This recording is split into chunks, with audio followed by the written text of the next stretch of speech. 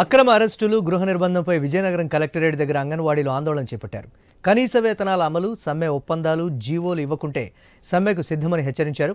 Collectorate వద్ద పెద్ద సంఖ్యలో మానవహారం చేపట్టిన అంగన్వాడీల ఆందోళనపై మరింత సమాచారం విజయనగరం ఐ న్యూస్ ప్రతినిధి రమేష్ అందిస్తారు. సుదీర్ఘకాలంగా ఉన్న తమ సమస్యలను పరిష్కరించాలని చెప్పి ఈ అంగన్వాడీలో ఈరోజు కలెక్టరేట్ ఎదురు ధర్నా నిర్వహిస్తున్నారు. అయితే తమ డిమాండ్లు నెరవేర్చకపోతే కూటమి ప్రభుత్వం తమ డిమాండ్లు నెరవేరుస్తుందని చెప్పి నమ్మి కూటమిని గెలిపించామని, అయితే ప్రభుత్వం వచ్చి 9 నెలలైనా సరే పరిష్కారం మాత్రం అలాగే ఉన్నాయని చెప్పి వీళ్ళు వాదిస్తున్నాము. చెప్పండి, ఇప్పుడు మీ సమస్యలు ఏంటి, దేనికోసం పోరాట పెట్టారు? ఏంటంటే ఈరోజు అంగన్వాడీలో మెయిన్ డిమాండ్ ఏంటంటే, నాయన మేము ఈ 11,500తో బ్రతకలేకపోతున్నాము, మాకు జీతం పెంచండి అని మెయిన్ డిమాండ్గా మేము వెళ్ళాము.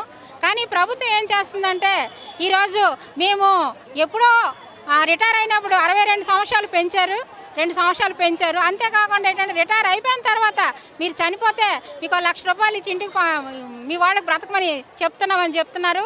మేమేంటంటే, నాయన ఈరోజు పెంచిన ధరలకు అనుగుణంగా మేము బ్రతకలేకపోతున్నాం, మాకు జీతం అది వెనక్కి పెడుతున్నారు, మిగతావన్నీ కూడా అమలు చేసే దిశగా వెళ్తున్నారు. అయితే జీవో ఇచ్చారు, గ్రాడ్యుయేట్ జీవో ఇచ్చారు. ఆ జీవోలోని కనీసం చట్టబద్ధమైన జీవో ఇవ్వలేదు, అది న్యాయబద్ధంగా జీవో ఇవ్వలేదు. ఏదో జీవో ఇచ్చాము, గత ప్రభుత్వాలు ఏంటంటే 1,00,000 రూపాయలు 40,000 ఆయాలకు ఇచ్చాము అన్న జీవోని ఈరోజు గ్రాడ్యుయేట్ అని పదం పెట్టి దాన్ని అమలు చేసే దిశగా నెంబర్ 8 పెట్టి అమలు చేసే దిశగా ఈ ప్రభుత్వం వెళ్తుంది.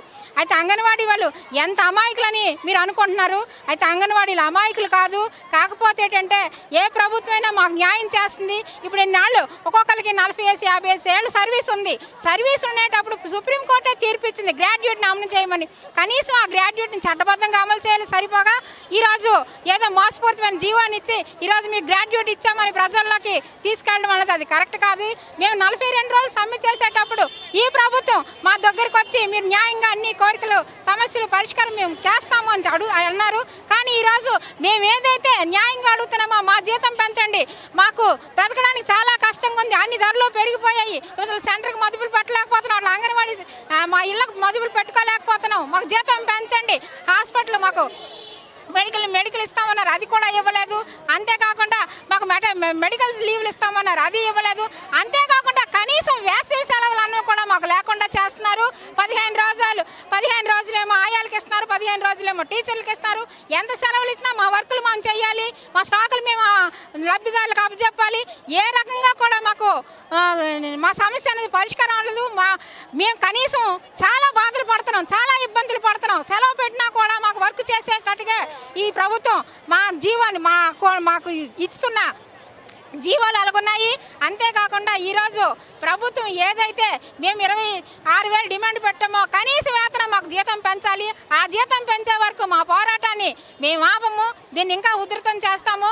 అంతేకాకుండా మాకు సెలవులు కనీసం ఇప్పుడు చూసుకుంటే మీ పనిభారం పెంచేలాగా యాప్లు కూడా పట్టారని చెప్తున్నారు. ఈసారి ఇప్పుడు దానివల్ల ఎలాగ ఉంటుంది మీకు?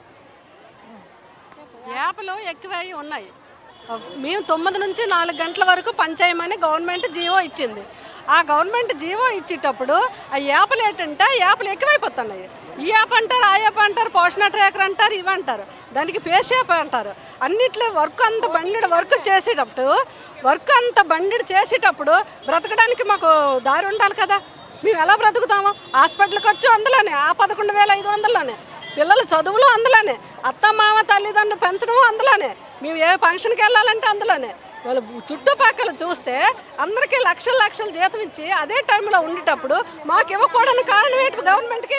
ఏ గవర్నమెంట్ అయినా, గత గవర్నమెంట్ కూడా మేము అడిగేటప్పుడు 62 సంవత్సరాలు చేసింది, అవి చేశారు, అసలుది ఇది జీతం పెట్టలేదు. ఇన్ని గంటలు చేయడం అంటే మాకు చాలా కష్టంగా ఉంది. అలాంటప్పుడు పని భారం తగ్గించవచ్చు. మాకు 11,500 తగ్గట్టుగా పని ఇవ్వాలి. ఇదేంటి గోరడంతను కొండంత అంటే ఇది కరెక్ట్ కాదు. మాకంటే ఇప్పుడు చూసుకుంటే మనం ఇప్పుడు పనిభారం పెరిగింది, యాప్ల ద్వారా ఈకేవైసీ పనిభారం పెరిగింది. కానీ దీని గురించి కూడా జీతం కూడా పెంచట్లేదు, పనికి తగ్గ జీతం ఇవ్వట్లేదు. కాబట్టి పనిభారాన్ని తగ్గించాలని డిమాండ్ చేస్తున్నాం ప్రధానంగా.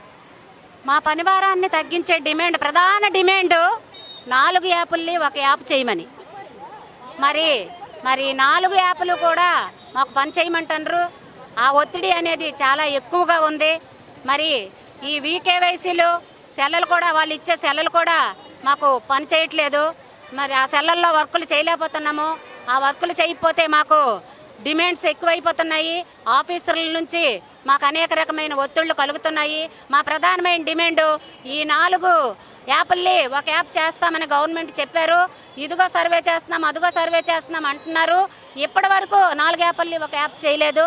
ఇప్పుడు ఆ 4 యాప్ల్ని కూడా ఒక యాప్ చేసి మా పని భారాన్ని తగ్గించమని, మాకు అలాగే వేసవి సెలవులు మాకు స్కూళ్ళతో పాటు మా అంగన్వాడీకి కూడా స్కూల్తో పాటు మాకు కూడా వేసవి సెలవులు ఇప్పిస్తారని మరి మేము గవర్నమెంట్ని కోరుకుంటున్నాము.